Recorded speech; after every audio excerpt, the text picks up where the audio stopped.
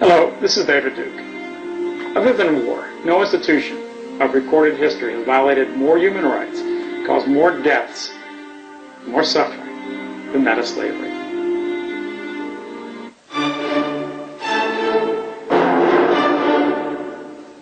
Although slavery still exists in parts of Africa and other parts of the world, the last great trafficking in human slaves occurred in bringing Africans to the New World, beginning in the early 16th century and flourishing up to the middle years of the 19th century.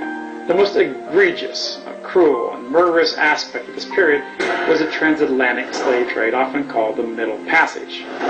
Scholarly studies of the loss of life during the transportation of slaves to the Americas suggest that between 7 and 10 million Africans suffered indescribable cruelty and perished in the Middle Passage. The human suffering and death from the African slave trade is the cornerstone of white guilt both in America and around the world, and has been tirelessly promoted by both academic and popular media. The film Amistad by Steven Spielberg is the cinematic standard of films about the slave trade, and a more recent treatment is the excellent film called Amazing Grace. Amistad carefully portrays the slave trade as a Christian European-American enterprise. It is terrible and flattering portrayals of American leaders, the Queen of Spain, and conspicuously Christian slave traders. It has numerous images of Christian crosses accompanied by scenes of horrific treatment of black slaves. Before Amistad, though, in 1992, the Nation of Islam caused a tremendous controversy when it published the book The Secret Relationship Between Blacks and Jews.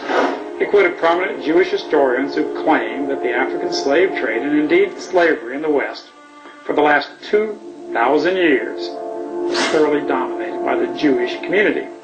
Now, 15 years before the publication, I appeared on the largest black talk show in America and for the first time exposed the issue before a national audience.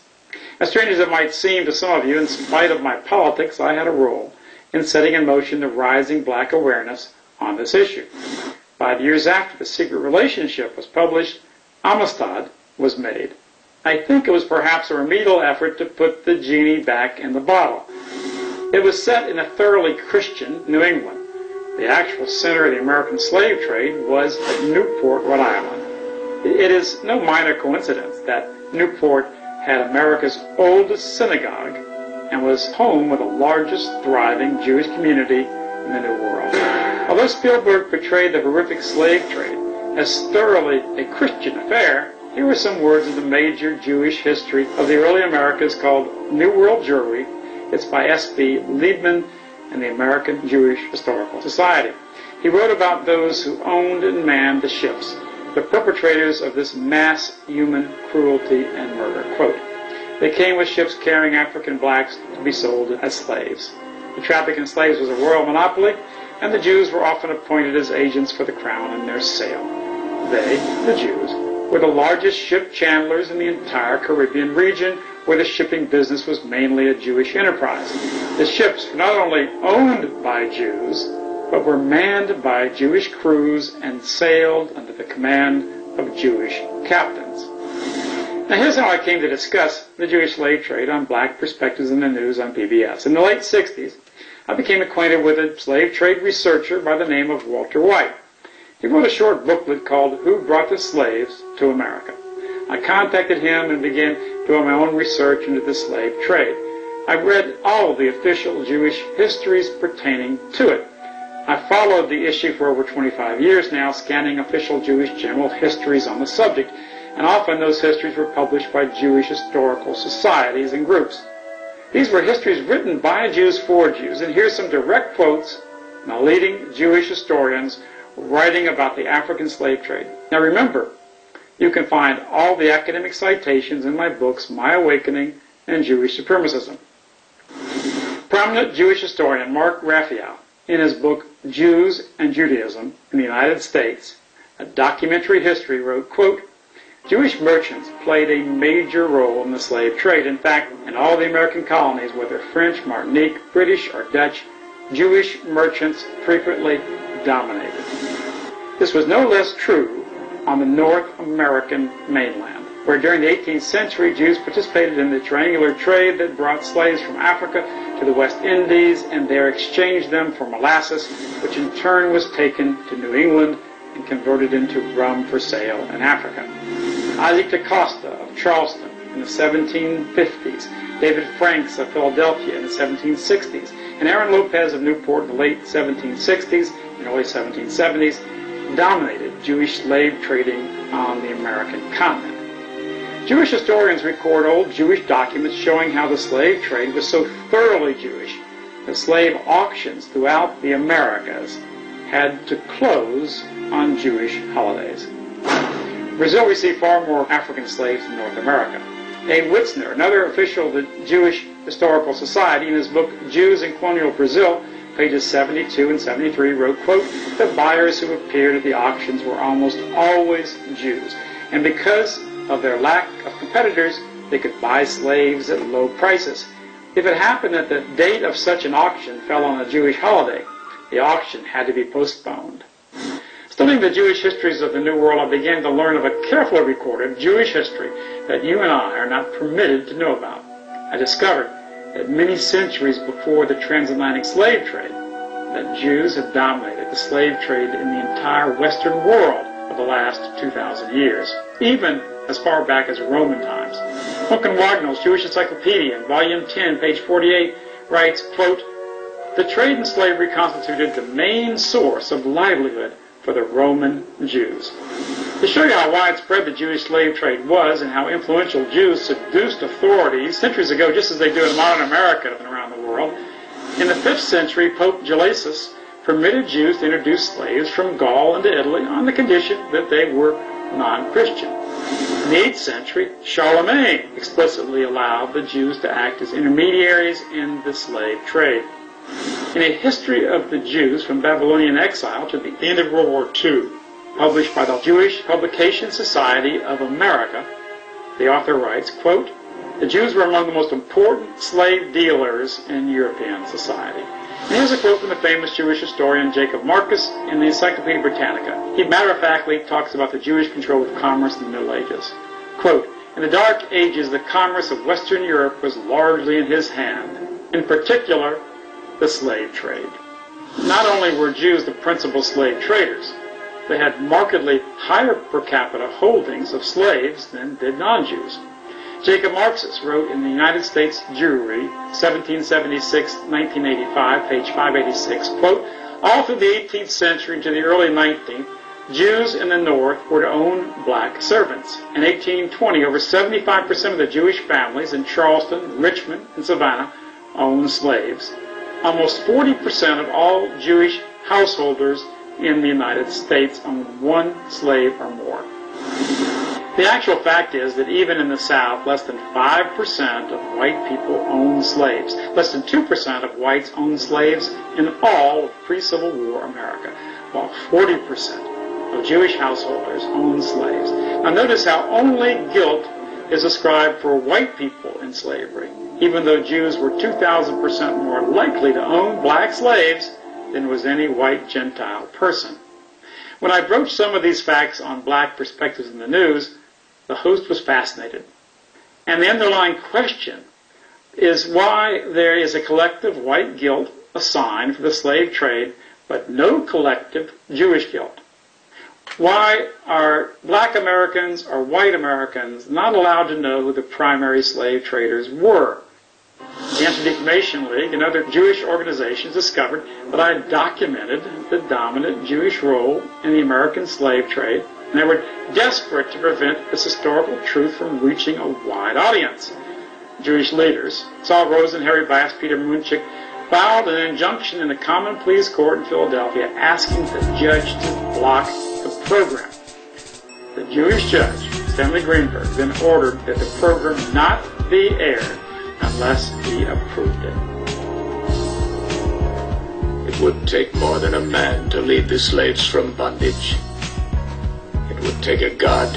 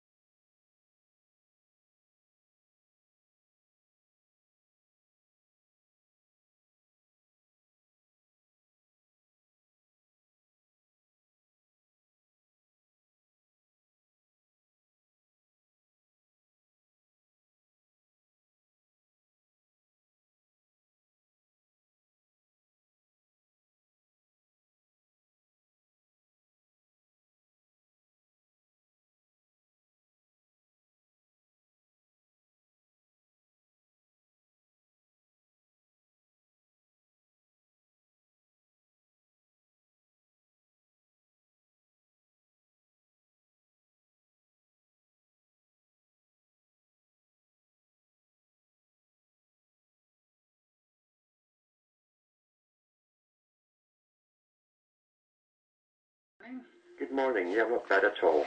Oh, good. And is winter beginning to set in up there yet? I sometimes wonder if winter ever left. June and July, it rained every single day, as it did last year, too. Uh-huh. But we get a lot of aerial spraying up here by aircraft zigzagging across the sky for weather manipulation, so it goes hand in glove with it, basically. Mm-hmm. Yeah. You're not experiencing any global warming up there or anything? And no, it's actually the opposite. It's definitely the cooling phase I'm going through here, yeah. Yeah, we talked to Mitch Batros. Mitch earthchangesmedia.com, and he said the last 2 years the Earth has actually been cooling. Well, now they've come out at the top, the ones who are pushing for this. You see, the whole Earth Changes idea is to bring the planet under control of an authority. That's really what it's for. The Club of Rome is a big think tank that all the other lesser think tanks use. And the Club of Rome, back in the 70s, came up with the idea of how to unite the planet under one central government, the United Nations. And they said that we only obey authority and allow freedoms to be taken away under the guise of warfare. We all work together towards a common cause. So they'd have to find a war scenario. And in a global society, when you run out of enemies, where do you find the enemies? Well, man would be against the planet. Now, they wrote this in their own book. The two founders of the Club of Rome, who belong to all the big societies like the Royal Institute of International Affairs, CFR. But they said they came up with the idea of global warming, so man was the enemy of the planet, so that would fit the bill. That's the words they use, that would fit the bill. So that's so interesting. So as they create a brand name like terrorism or whatever to have something to fight, then they could create an enemy in the planet, and you have something to fight. So there's too many people, we're hearing this now, there's too many people on it. We have an authority to decide who can breed and who can't breed. It's the old eugenics program of going way back to Darwin, and then followed by Nietzsche and Superman and the Fabian Society. And who are these Club of Rome people? Club of Rome, they call themselves the premier think tank. They come up with ideas to steer and guide the future and advise governments. So they look ahead 50, 100, 200 years, even longer, and they hit on the ideas. Then they pass it on to the other think tanks and round table societies who have to implement the ways of getting this into the people's minds through media, propaganda, movies, novels, and so on. Yeah. How did they, Alan Watt, where did they get all of their power or influence? Well, you'll find that in the world, there's maybe about a dozen maximum major foundations who fund hundreds and hundreds of other foundations as front groups. The foundations they call themselves philanthropic groups, and they're run by the richest people on the planet, like the Rockefellers. The Ford Foundation, Carnegie, is already run by the Rockefellers now. They took it over. But you'll find that in Britain too, you have the Rothschilds, the bankers, in other words. They call themselves the parallel government, and Professor Carroll quickly talked about it in Tragedy and Hope. He said that democracy, as the Club of Rome said too, that democracy was too cumbersome, that people have too many demands, there's too many conflicting antagonistic parties, and therefore they'd have to bypass democracy by a parallel government made up of ex-prime ministers, ex-presidents across the world who all know each other. And they join the club, and they leave the presidency, they join this club like Bill Clinton. And Margaret Thatcher talks about it. She says, I now belong to the parallel government, which is the real government. And they get the job done. And the idea, as the Club of Rome said, is to bring us through a post-democratic system into a collectivist society. Now, collectivism is a nice term for what we saw in the Soviet Union, where you have a central body at the top that is responsible for doling out and dishing out the food to the public. Your life is run from birth to grave, basically, by central committees appointed from the top. That's the kind of society. They call it a tidy society. They don't like this having rights and free will ideas. It's too untidy for them. Yeah, too untidy, right? Yes. Well, can one say then that we really have a new world order, or I don't know whatever that means, or a one world government now? If this parallel government has been around for some time and kind of running the show, they've chosen presidents for a very long time, haven't they? They've chosen him, according to Professor Quigley, who was the historian for the Council on Foreign Relations. Oh, he was. He was the official historian, because they update their own records. And it was interesting that it was Zimmerman who introduced him. Zimmerman was the historian before him. Zimmerman was the right-hand man of Winston Churchill. He was also a world communist. And he handed it over to Quigley. Quigley updated all the records, he fills in all the reasons for the wars, etc., in history for the last couple of hundred years, and which is left out of the school books. And he also said that that this parallel government, in the 1960s when he wrote his book, Tragedy and Hope, and the other book, The Anglo-American Establishment, you have to get both really, he said that this parallel government had already picked the presidents of all parties, picked the presidents of the United States for the last 60 years. So you're going back into the early 1900s. Oh, I see. If you'd like to join the show, you're certainly welcome to do so. With Alan Watt, it is 888-663-6386. Email Patrick at oneradionetwork.com. So these 12 foundations, Alan Watt, that really are they're the centerpiece of this parallel government, can we say? And can you tell us some of those, and would we recognize their names? Yes, you can do a search. In fact, I have on my website in the archive section a list of all the major foundations. Now, most of them are simply fronts, specialized fronts for the dozen or so major foundations, the big ones, the multi-trillion-dollar ones, who fund them for specialized purposes. For instance, some will deal socially with social topics in a certain area, a specific area. One of their big things for a long time has been for what they call family planning across the planet, which is really depopulation. That's always been part of it, because the elite have always been terrified that too many of what they think are the lesser types will breed and outbreed the elite types. This is stated in their own records. If you go back far enough into the Eugenics Society, there's lots of information on that. And have never changed their goal. In fact, old Rockefeller is 94. And he's still going around the world, and he's up on YouTube and giving talks about the need to drastically depopulate across the planet. And that's always been part of their agenda. So the idea of the depopulation or the eugenics idea is that they don't want the unwashed masses to just to get too feisty or too big in stature to maybe overturn them someday. Definitely. They've always been terrified of losing their power, their control. So the best way to do it is simply to depopulate and keep them down to a manageable level. But they're going beyond that. They want to bring us into what they call post- or transhumanist societies, then post-human, where they can literally clone better types of servants and workers.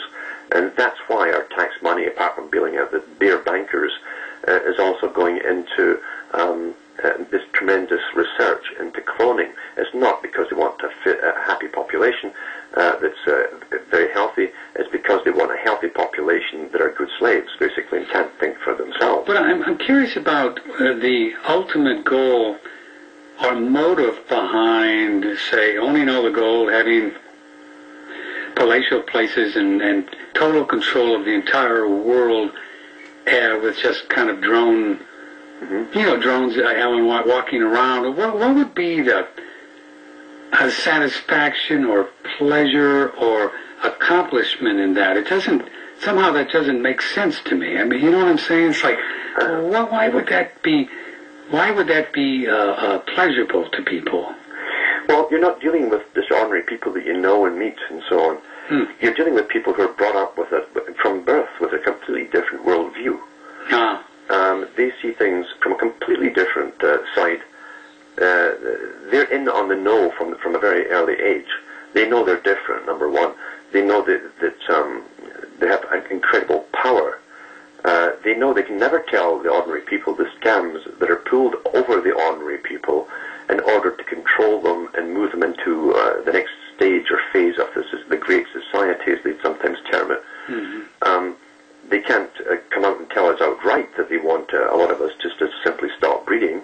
They have published in their own books, especially back in the early 1900s, that they want the right to say who will breed and who will not breed. So can we say then, are you suggesting that there's a kind of, let's use the term, spiritual idea with maybe secret societies, and where they're doing this because they're thinking at the long term that this is going to fulfill something for them in the future, maybe in the next life or something, and this is their job and they've been chosen to do this, that kind of thing? There's no doubt that in these families, tradition is something they often couch it in, their family traditions. and they're tremendously proud of their ancestry. If you go into the nobility of Britain and you look at the genealogies, the standard genealogies of the elite of even the ancient world, of selective, very special mating. They mate with power. They don't mate with someone they simply fall head over heels with. Like in the days of kings and queens and stuff. Yeah, so you marry power, and what you're doing is marrying certain traits. Now, people in ancient times who got to the top and slaughtered and took over with their families, I remember put up to be kings or princes or whatever, they tend to be very ruthless people, very cunning but ruthless. In other words, they're psychopathic by nature. And if you go into the religions, the ancient religions too, they're basically pantheistic in a sense. And when you understand pantheism... Many gods? Is that what that means, many gods? What it is in pantheism, and it's couched in the mysteries, all the mysteries down through the ages of the same mystery, it's couched, you get a good example in, for instance, Egypt, where they had all these different deities. In other words, you have specialized deities for specialized functions. You'll find this even in, say, the Old Testament. If you go into the Old Testament as well, you get many, many clues of different deities that specialized over certain areas of human life or nature. And in Egypt, eventually, the real higher religion that the nobility already understood was brought by Akhenaten, who said that all these deities are really one deity. They're like special parts of the same deity. So pantheism, in an extent, has always had this fight between both beliefs combined into one. The ordinary people like to have special deities. I'm in trouble in this way, therefore I need this deity to help me out. Right. Even in the Catholic Church, I grew up in the Catholic Church years ago, Alan Watt, they would have special kind of saints to help you find something, or I don't know, there was all these different kind of people that had specialized in helping you with a particular problem. That's correct, and they did take a lot of the old paganism into the Catholic Church because the early church wanted converts and they had to relate to the people who knew paganism. In fact, you'll find a lot of the Catholic saints really were just directly taken straight from paganism and brought up to date for Christianity. Here's an email from Steve in South Carolina. Please ask Alan Watt if the Club of Rome that he has mentioned is any connection with the Vatican, and how does the Vatican play out in the New World Order kind of one world government? Well, the Vatican, we have to remember that in every major player's writings or books or their biographies, they'll always mention at the top, talk about world leaders and so on, the real movers and shakers. They always mention that religion is very important for controlling the public. And they've mentioned the Catholic Church, and that they wouldn't just destroy the Catholic Church, they'd have to use it, because why destroy something that already leads millions of people across the planet? So you use it, and we've seen the changes of the Catholic Church. There was a political religious power for many, many centuries. You must remember this. And it was ruthless to its enemies. And it did have enemies. It had enemies even in the Middle Ages that tried to take over and replace the Catholic Church. The Catharas and Albigensians, the Bogomils, they were all the same people with pagan ideas that the people thought were eradicated. They thought they died off 1,000 years prior to that. But here they are, they turn up in Europe, and they actually have their secret societies that became the Rosicrucians and then became Freemasonry as we know it today. What is your opinion about the Bible, the origins of the Bible, when it was written, who wrote it, and its significance in our culture? It seems like it sure gets a lot of credibility wherever you go. It's credibility because within it, like all religions, they'll take in philosophies that have to make sense to people in some areas. Everything that they want you into must make sense to bring you in, and then you find a lot of stuff that doesn't make sense, but you're supposed to take it on faith. And that's where the con is always. When you can't understand something, there's something else going on. But so they used to culture under philosophies. Now, in ancient times, definitely in the Middle Eastern areas, you had these pagan societies, and the idea was whenever you were in trouble, you would call down a deity, but you had to go to a priest to call down a special deity that knew its name and how to bind it, and get it to use it. You needed an intermediary kind of thing. Yes, you needed the guy who knew the formula. He knew how to keep the safe from the deities. The whole idea was the genie in the bottle. Out would come the genie, and the genie would try to outsmart you, so you had to get its name. You find the same thing in the Old Testament. There's lots of little clues in the Old Testament. Now, the Old Testament really is there to give you a system which you don't question. It simply tells you how it is. In the Old Testament, if you understand it, even in Genesis, people get confused. They say there's two beginnings here. There's man, and God creates man and woman, and in His perfect image creates He them. And then it's almost like we forgot that, and then they go on to the creation of Adam and Eve.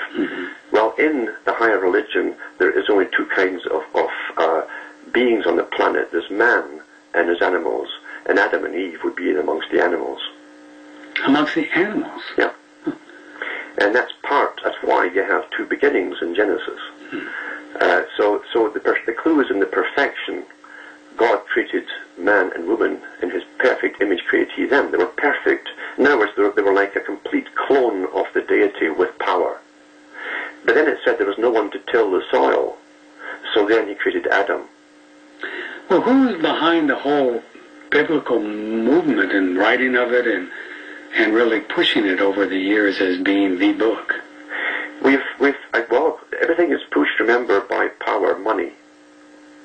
Money is what pushes every idea across the public. The whole culture now is dependent upon those who have the money and media, and they put money towards causes, charitable causes like religions, etc.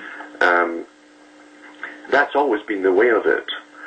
And if you understand, as I say, that power, to have power and maintain power, you must have control of the minds of the public. So you must give out a religion for all ages. Even Gorbachev, Michael Gorbachev, who runs one of the big movements towards environmentalism and depopulation and the happy planet idea, has said in his own books, one of them was called Towards a New Civilization, he said, I am an atheist, he said. But then he says, we, meaning the people involved in this global structure, we are creating a new world religion for the world, and it must be based on a form of earth worship. Well, this is the whole greening idea, the children in school getting brainwashed into you're only part of the planet, we're all one big whole combination idea. This is what they're creating for the future, and it's backed by all the big bankers, all the philanthropic organizations, foundations. Where the money is how your future is going to be, and that's what you're going to believe. Yeah. But in general, I mean, the greening of the planet, I mean, do you consider that a negative thing? If people are using more creative energy? Well, if you were to believe that that was their purpose. I see. You understand, these guys have always been liars. and have never told the public the truth or the real reasons. If you look at the Soviet idea, let's take the Soviet system. Now remember, collectivism is what they based it on. Where a special elite at the top pretend to dish out the materials of production to the public, and all the public pretend to work for the state, and the state pretends to pay you. You see, that's the whole idea of the big con. The idealism is what grabs people off like a religion for a utopia, but it's never what they claim it's going to be. It's really a drab, dreary system where you're terrified when you're hauled off to a gulag somewhere. This never changes. It's gone on since the beginning of time, hasn't it? Yes. Now, what they've always wanted at the top is the right, you see. See, that was the guise of a small elite to hold not only the means of production under the pretense of holding it for the world, but also the distribution of production. That means everything that you need to live on. Now, George Orwell said when a group have the power to dish out what you need to survive, right? He says you're now under tyranny. And when they call it a privilege to have this or this food or whatever, that's you're under a tyranny.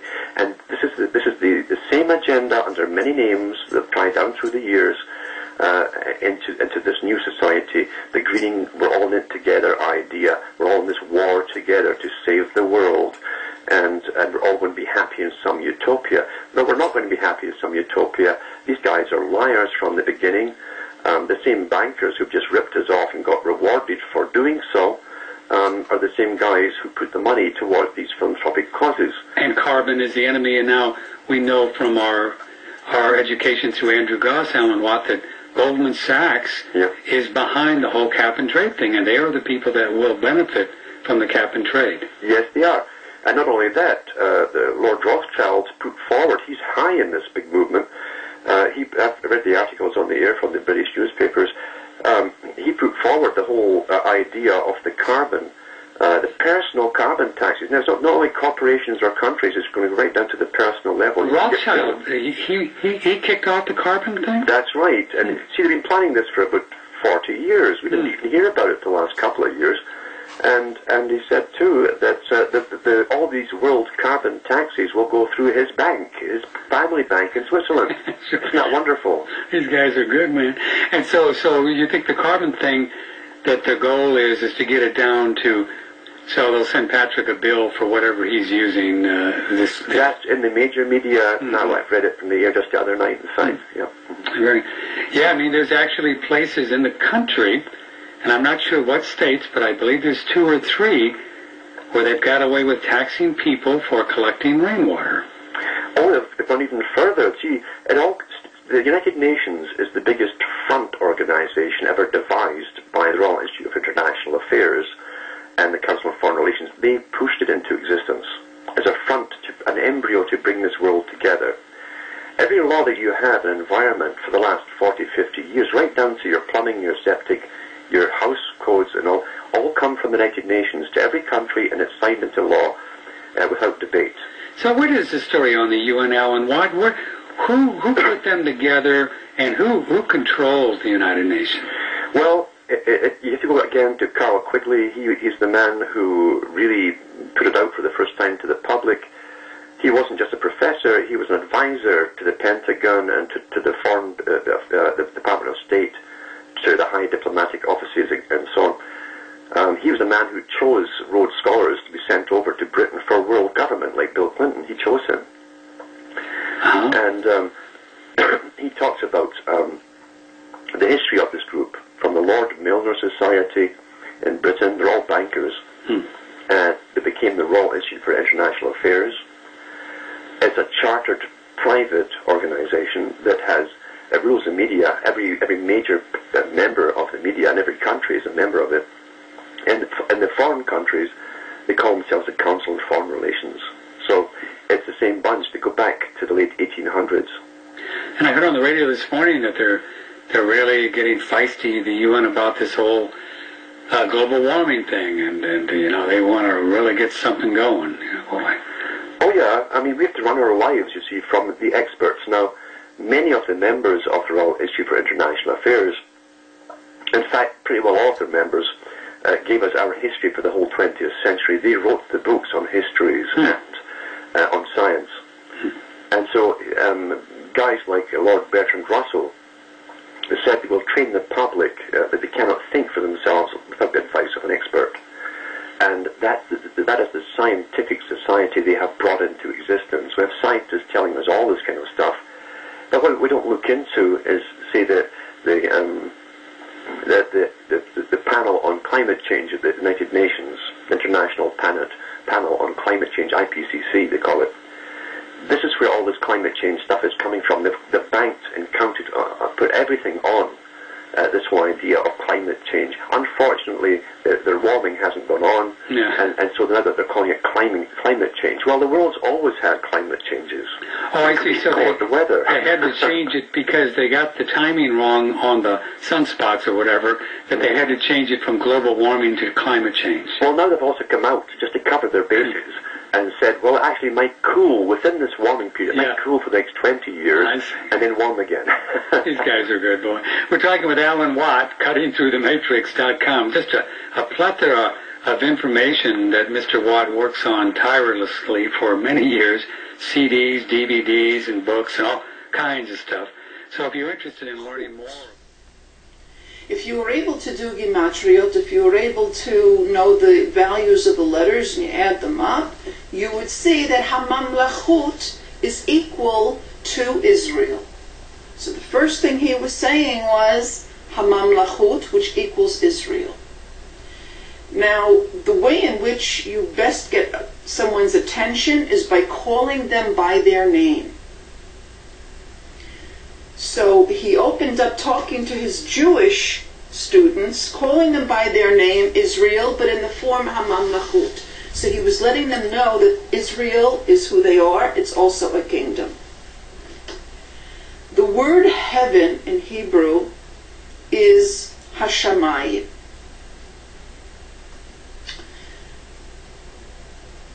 There are many chilufim. There are many ways of reading the word Hashamayim. I'm just going to talk about two.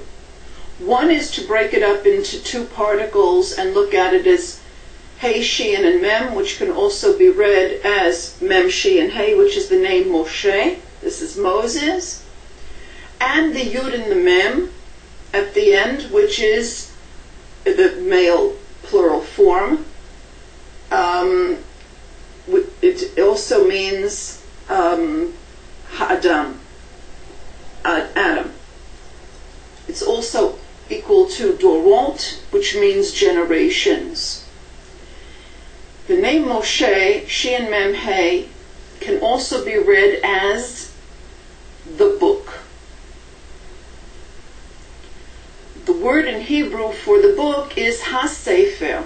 If you add it up, you can see that it adds up to, if you know Hebrew, if you can do this, you will see that it adds up to the name Moshe. Moshe and the book are one and the same. So the word Hashamayim then becomes the books. But Yud Mem is not only a male plural form, it's also, as I say, Ha'adam, man itself, concept of man, and also Dorot, which means generations. And this is exactly what Torah says. Torah is the book of man. Torah is the generations of man. So Hashamayim, heaven, is the book of man, the book of the generations, which is Torah. In other words, this is not something in the sky. It's talking about actually learning Torah in Hebrew. Okay? When a Jew sits down and learns Torah in Hebrew, be that child a 3-year-old just learning the Aleph Bet, or someone who's on the level of Kabbalah Nevuit, they enter the kingdom of heaven. Okay? So when you try to tell us, if you don't believe in Yeshu, you're not going to go to heaven, we have to laugh, because we go to heaven every time we think a Hebrew letter, every time we see a Hebrew word. Heaven is the holy Hebrew language, and the Torah principally, which is written in it, and then the learnings that come out of it. Okay? The word Shamayim contains within it a Yud, which has a Chirik under it, and a Mem Sofit.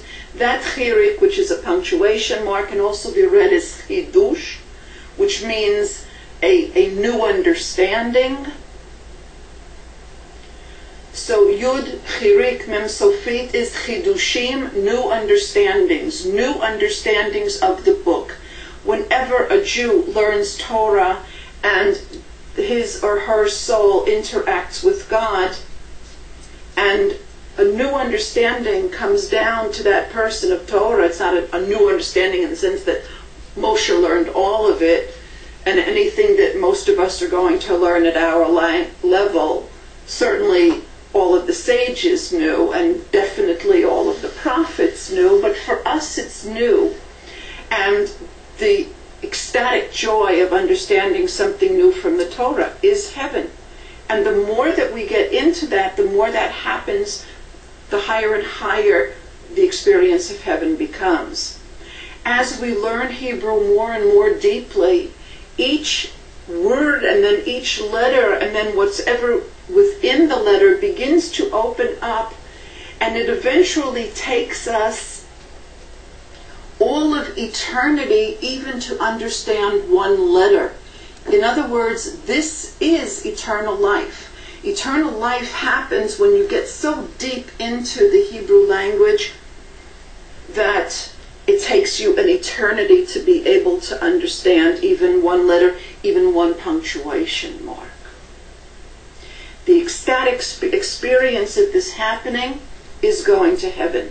So when a Christian comes to us and says, if you don't believe in Yeshua, you're never going to go to heaven, we have to laugh, because even while they're saying that, we're there. All that I have to do to go to heaven is switch out of English back into Hebrew, and I'm there. And this is true of every Jew who learns Hebrew deeply. And then the next part of what Yeshu said was, the kingdom of heaven is within you. Within you, first of all, within, in Hebrew, is betoch. Betoch is the exact same letters as the word katuv, which means written. So again, what he was saying was, Israel, the books of the generations, the books of man that are written, and then he said, not just written, but written in you. You are the writing, betochecha. They are within you, you are the writing. The kaf and the kumatz at the end of the word betochecha, within you, is another way of writing the name Israel. So even as he was teaching that, he himself was praising Israel, as every Jew does. Anyone who is in a state of God consciousness necessarily praises Israel. So the fact that you think that there's anything that he ever said that he really said as an Orthodox Jew that was anti-Israel is a complete and total misunderstanding on your part. And that is precisely why, as I said in my other video in depth, he never meant for it to be taught to the Gentiles. He was not talking to the Gentiles, he was talking to the Jews. So we know that a Jew doesn't have to worry about going to heaven, because we can access it like this just by starting to learn Hebrew. That's all it takes for us. A Jew looks at a Hebrew letter and our soul is just right out of this world. Lily, that's my cat. Shh, sorry. She gets jealous.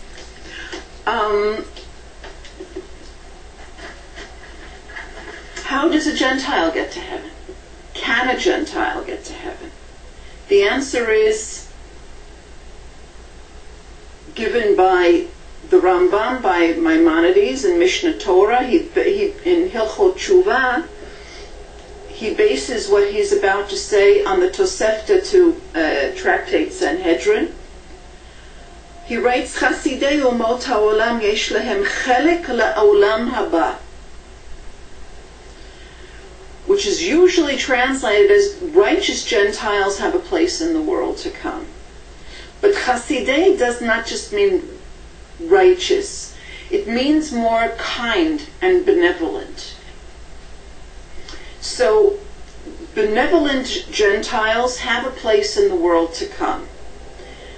But to come is also a misinterpretation, because the word haba in the present continuous and in the future is exactly the same. So it's not just the world to come, it is the world that is coming, that is continuously coming. So what's written here is the following. kind, benevolent Gentiles have a place in the world that is continuously coming. In other words, they have a sense of the heavenly joy of doing kind acts for one another, always continuously in this world. Do they reach the level of heaven that Jews go to? The answer is, I'm sorry, no. Sorry about that. But that's just the way it is. Do they retain their place in the world that is coming after they leave their bodies? The answer is yes, absolutely. Do they experience it the same way that Jews do? That is the absolute ecstasy of union with God and creating Torah and then creating the worlds out of Torah? The answer is no. Let's face it, no. If you don't do it when you're living, you're certainly not going to do it after you're dead. This is a very important point. The highest level that you will attain while you are living in your body is the highest level that you're going to experience when you're dead. All right? So you know how much of the world to come you have right now.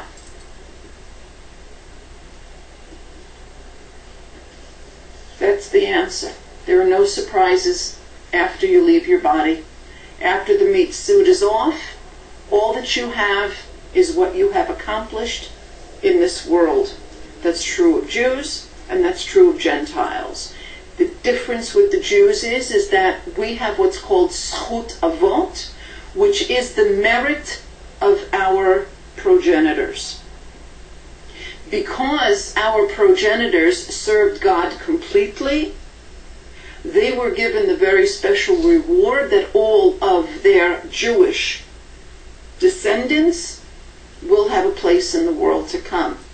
But then again, heaven also has 7 different levels. So whether or not they're going to be at the level of heaven that really should be suitable for the mentality of a 5-year-old or a 7-year-old, or whether or not they're going to be at the level of heaven that's suitable for someone like a Yeshayahu or an Eliyahu, is going to depend upon the work that they did, their actual deeds. They will have a place in the world to come. It'll certainly be heaven, but they will only have what they've attained in this world.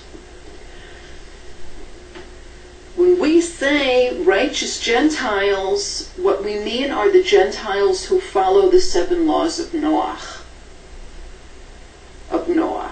And what that means is not having any idols, not taking part in any kind of paganism. And what you Christians have been told about having to believe in Yeshu is going to cost you your place in the world to come. It is exactly the opposite of what you have been told. So long as you are a pagan, so long as you have not established a direct relationship with God, you don't have a place in the world to come. Now, there are some individuals who are so righteous in spite of the fact that they're Christians, that their merits are balanced out against the fact that they had mistaken ideas about their religion, and that's taken into account. Okay? So when I think about my dear friend Nancy Schaefer, for instance, there is no doubt in my mind that she has a place in the world to come. She has a high place in the world to come.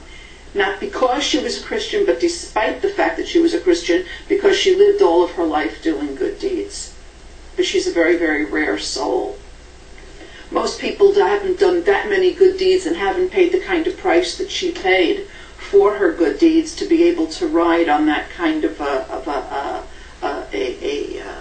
a gamble.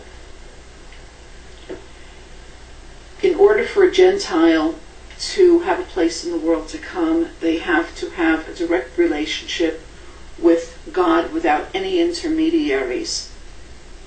And so long as you believe that God is a Trinity, so long as you believe that God is a human which you worship, and you talk to that human instead of talking to God, you talk to that human as though it's God, you have no place in the world to come. I know that you've been told the exact opposite. You've been told the exact opposite by people who have wanted to control you. The same people who tell you if you don't believe in Yeshu, you're going to go to hell forever and ever, because they want to control you, because they want to snap you back into shape. Also told you that you have to believe in that in order to go to heaven, because they want to keep you under their control. But I'm telling you that until you establish a relationship with God directly, the reality is that unless you are very, very close to being somebody whose every waking minute is spent doing good deeds for others, like a Nancy Schaefer, chances are your chances of getting into the world to come are like next to zilch. My suggestion to you is to take the laws of Noah very, very seriously and adopt them, and to establish a relationship with God without any intermediaries, without any mental pictures, and particularly if you're Christians, without statues and without representations and all of that. You've been sold a very, very dangerous bill of goods. Thank you for listening.